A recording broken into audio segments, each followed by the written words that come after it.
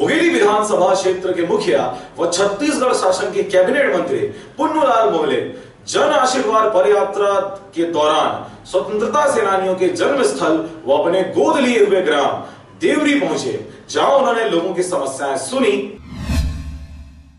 भाजपा द्वारा चलाए जा रहे जन आशीर्वाद यात्रा के मद्देनजर पुन्नूलाल मोहले अपने पद यात्रा के 10वें दिन अपने गोद लिए ग्राम देवरी पहुंचे, जहां उन्होंने अपनी शासन की 14 वर्षों की उपलब्धियों और योजनाओं के बारे में लोगों को जानकारी दी। भारतीय जनता पार्टी के शासन है, छत्तीसगढ़ शासन में आवाम मन के आशीर्वाद से केंद्र में 4 साल से माननीय प्रधानमंत्री नरेंद्र मोदी जी के शासन, तो पिछले 14 साल और पिछले 4 साल केंद्र सरकार के इस साल में हमार कक्का हम उन्नति करें।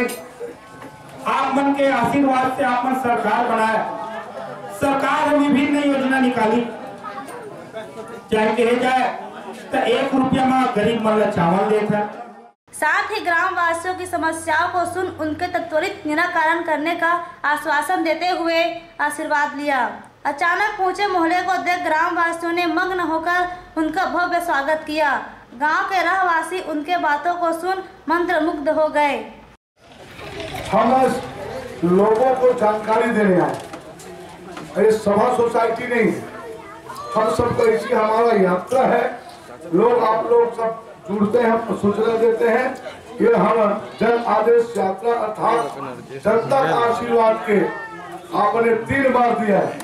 इस यात्रा के उद्देश्य में हम सरकार के कार्यक्रम को भारतीय जनता पार्टी ने क्या किया, दिल्ली के सरकार ने, हमारी सरकार ने, आपके गांव में हमने क्या किया, अन्य गांव में क्या किया, अभी और क्या करना है, आप और क्या चाहते हैं, इस विषय पे आए हैं। तो मैं ज्यादा भाषण की बात नहीं करूंगा, मैं योजना संबंधी बात बताऊं। मुंगेली से अविनाश कुलमित्र के साथ कैलाश कुमार की रिपोर्ट, RJ रमझाझर।